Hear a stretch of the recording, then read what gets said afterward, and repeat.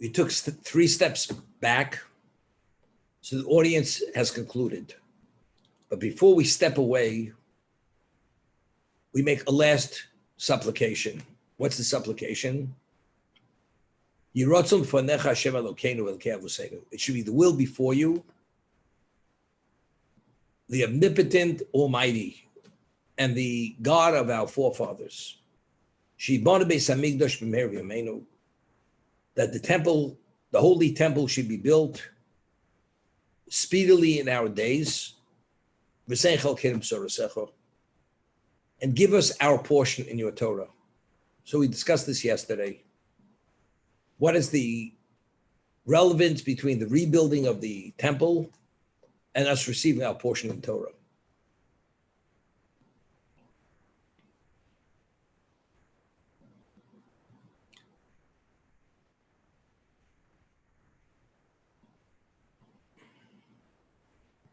At the end of time, when Mashiach will come, the prophet says that all evil will be purged from existence. There will no longer be an evil inclination. And you will no longer have a heart of stone, you will have a heart of flesh. That's what the prophet says.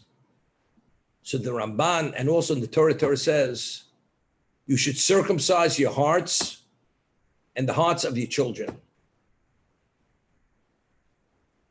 But what is the circumcision of the heart? So the Ramban, Nachmanides, explains that after Adam ate of the tree of knowledge, and he allowed that evil to be integrated into his being, the greatest level of addiction overtook mankind, and man craves for that evil, whatever that evil represents. Every desire, everything which is contrary to spirituality is rooted in that evil. And it's something you can't get out of your system. It's part and parcel of the human being, part and parcel of all existence. What we could do, we could control it. We could temper it. We could redirect it. That's what we could do.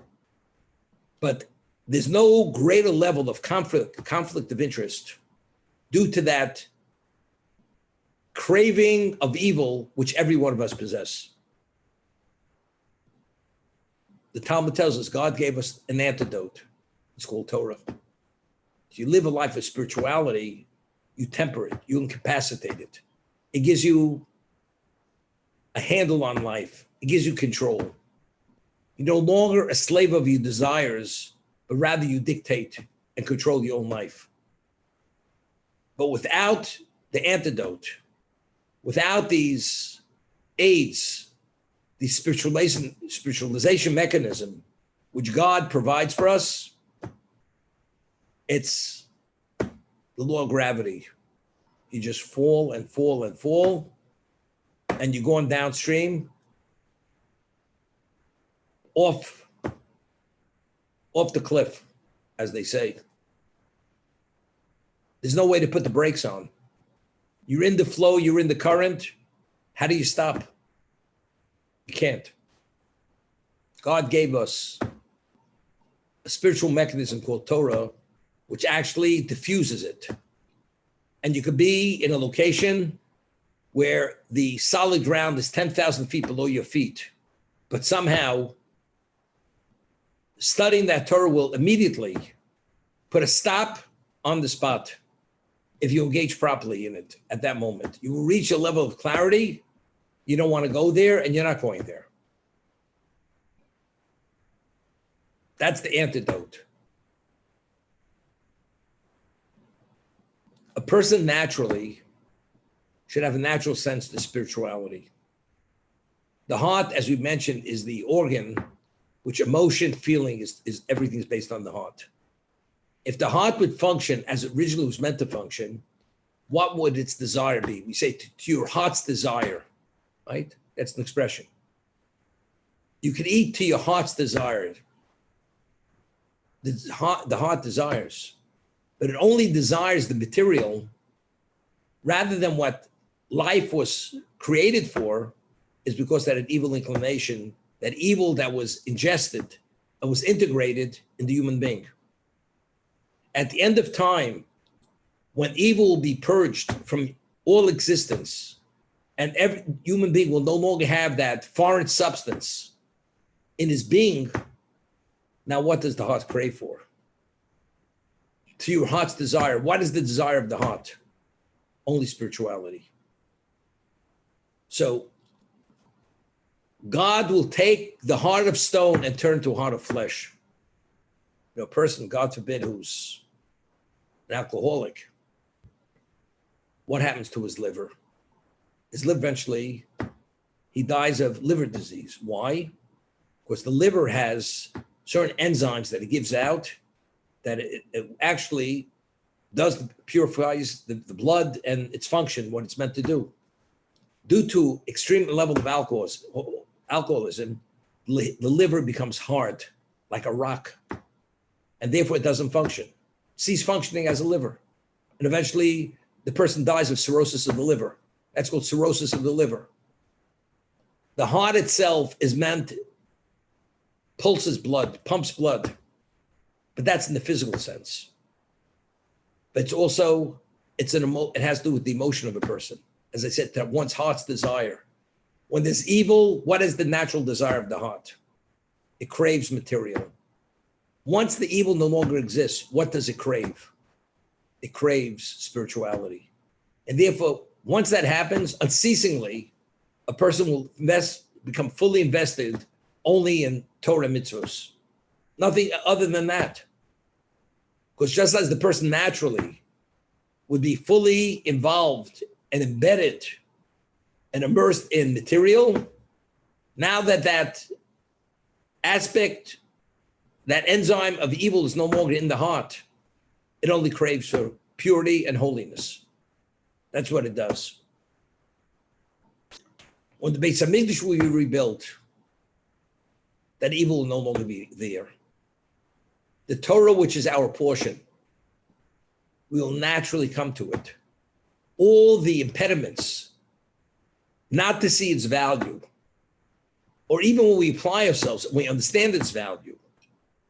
But there are many concepts we can't grasp. We don't come upon their truths. Why? Because there's blockage.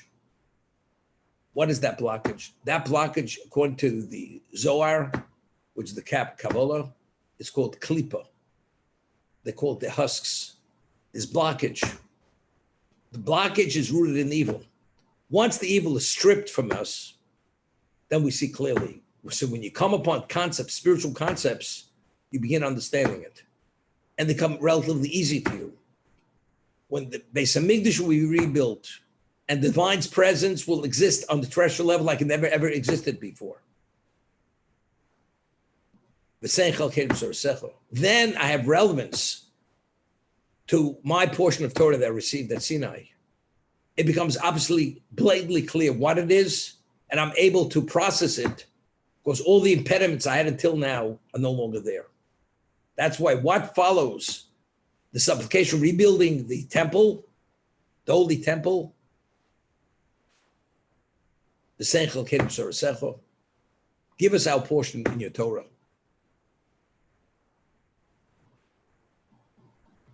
V'shom na'avodcha b'yira, and there we will serve you with reverence. Where? In the location which we meant to serve God, in the temple. Kimei olam, as in ancient days. First temple period, at the beginning, the Jews were devoutly connected to whatever that was. Over time, there was spiritual erosion. And Jews, they failed. There we will serve you with reverence, kimei olam, as in ancient days. Uchsham kadmonios. Ancient days, and as the earlier years.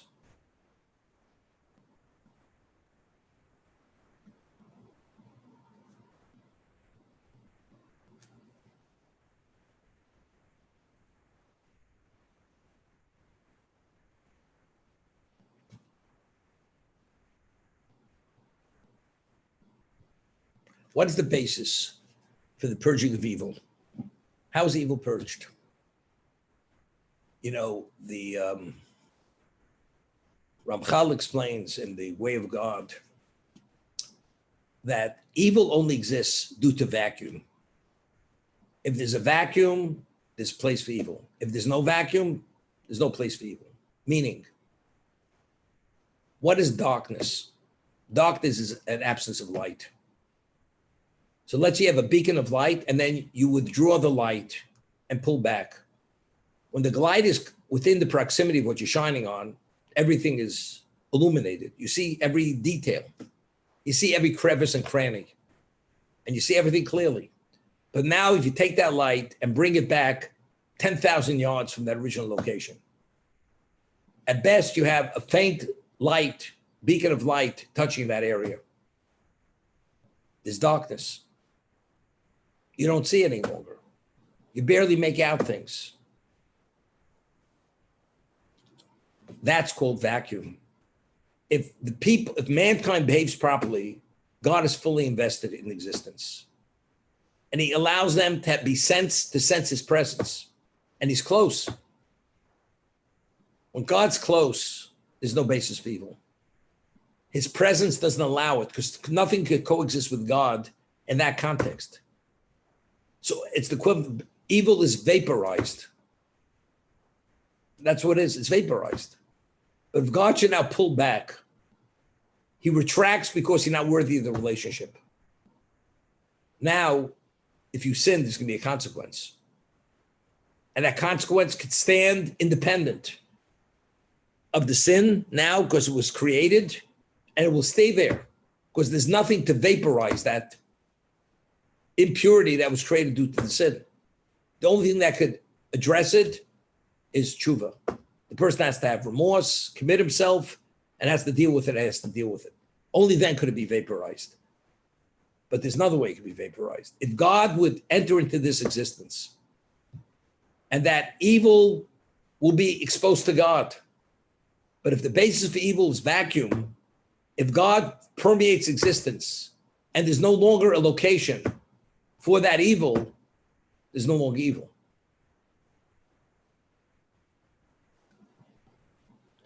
So when the Beis Hamikdash will be rebuilt, we ask God, allow us to assume our portion of Torah. Why don't we have a portion of Torah until now? For many reasons. We didn't have the interest we should have had. And even we had the interest. There are many things due to our own shortcomings, spiritual shortcomings. We have impediments. And therefore we can't come upon our portion of Torah. We're denied. I'll give you an example. You have a vault, and the vault door weighs 1,000 pounds. And it's not a vault when you open the combination, it has an electric mechanism which causes the door to spring open. You have to physically pull that door open. How many people have the strength to pull open a 1,000-foot door, 1,000-pound door? You can't. You have to get a few people. Together, they can open the door.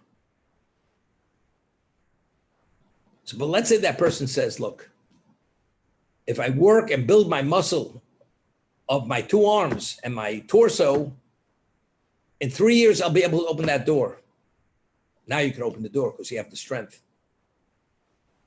Today, there are many things which remain unresolved within our Judaism, within the world. Understanding of Torah. Why? Because we have impediments. We have blockage. It's like the cataract on the eye. But all that creates this smoke screen is our sins. We don't have the worthiness. What happens when God fully enters into existence and the Beis Hamikdash is built and God's presence is associated with us like never before in history? When that happens, the world radiates and glows. There are no questions any longer.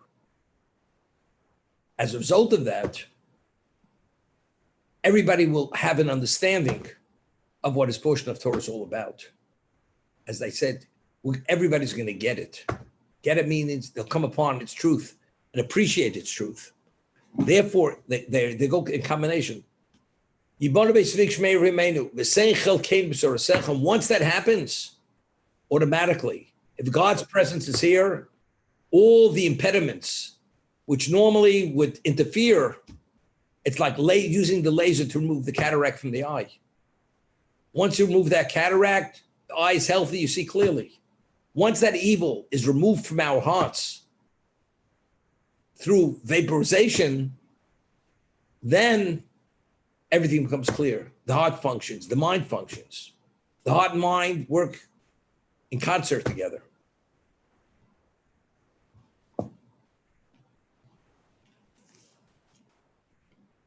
Uchshanim kadmonios. And there we will serve you with reverence like ancient times. What's Uchshanim kadmonios? Like the early years, the original years. What does that mean? So the Midrash says something interesting. When Adam was created, the first day he was created, before he ate of the tree of knowledge, he brought sacrifices. It's based on a verse in Tehillim that the sacrifice he brought was a unicorn. It was the only unicorn in existence. But God created that particular unicorn for Adam to bring a sacrifice.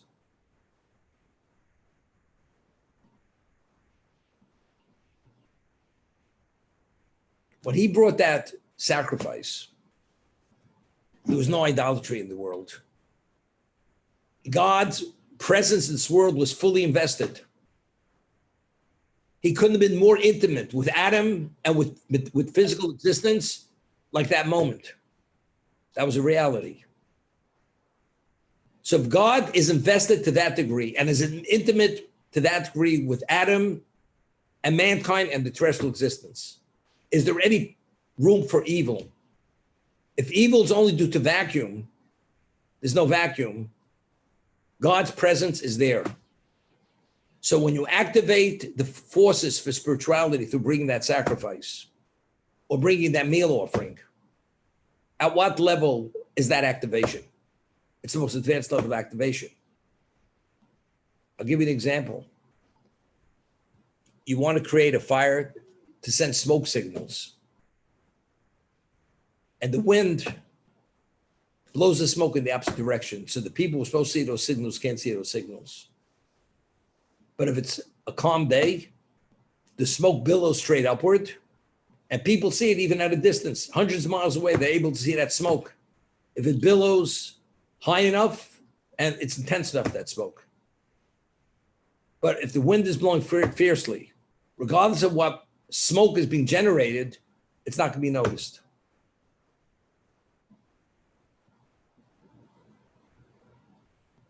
God's presence on the Temple Mount is not like it was at the time when the temple stood. When the temple we rebuilt, God will enter into this existence and purge existence from all evil. Once that happens, we vaporized, you lasered every cataract. The heart becomes a functioning heart with the emotion that it craves what it's supposed to crave for. It craves for spirituality. So a combination of the heart normalizing and assuming its original natural nature that it should have been if not for this tree of knowledge. Now it's V'seichel Kein B'sorasecha. Now do we have a sense that we're coming upon our portion Torah, we have a chance for it. Otherwise, it's not even to be considered.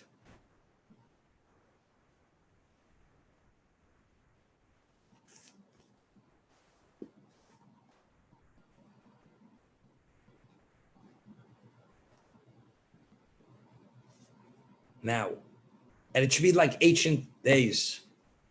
Shanim kadmonios.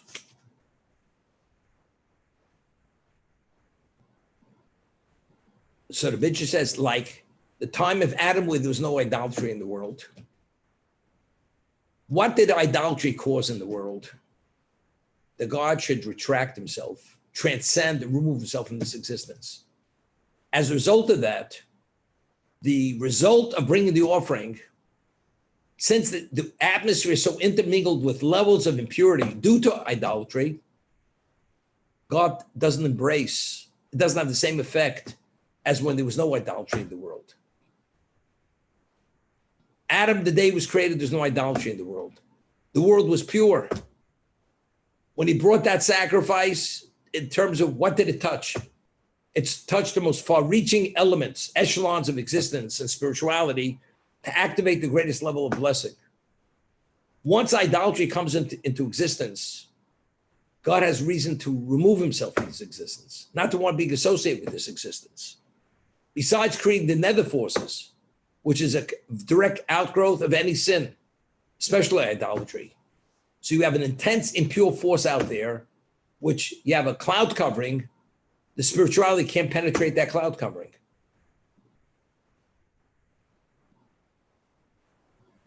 So we pray to Hashem.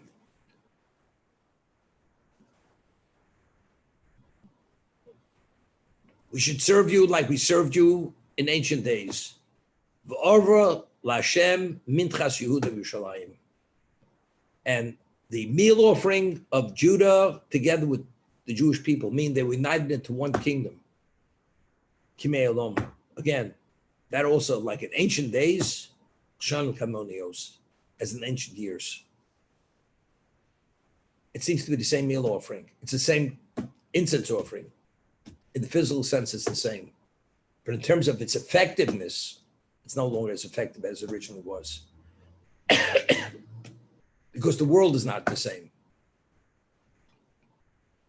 I always tell over the story, the United States government had an Air Force base in the Philippines.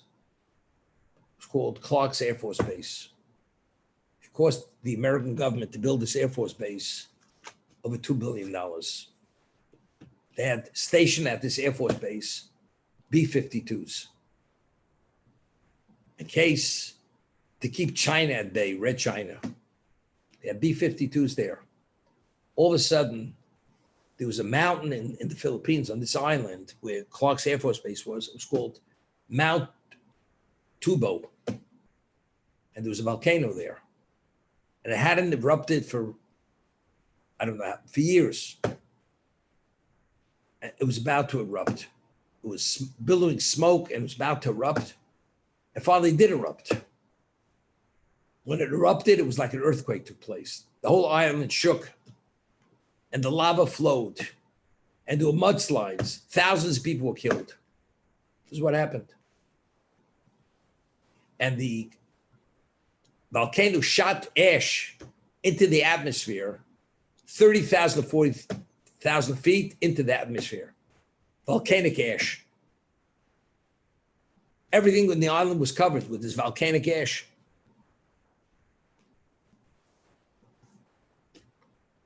It's the ultimate level of havoc and destruction. So they did a study then, afterwards, that because this volcanic ash was shot 30,000 into the atmosphere, global warming was delayed 15, 20 years. Because there was a cloud covering created by this ash that the ultraviolet light could not come through. So therefore, global warming was put on hold. So we talk about how do you balance the books? How do you make an evaluation? You take everything into account, then you know your profit margin. What's worthwhile? $2 billion Air Force base destroyed. We lost everything there. Lives lost. But what was the value of the value of the end result? Something exceptional.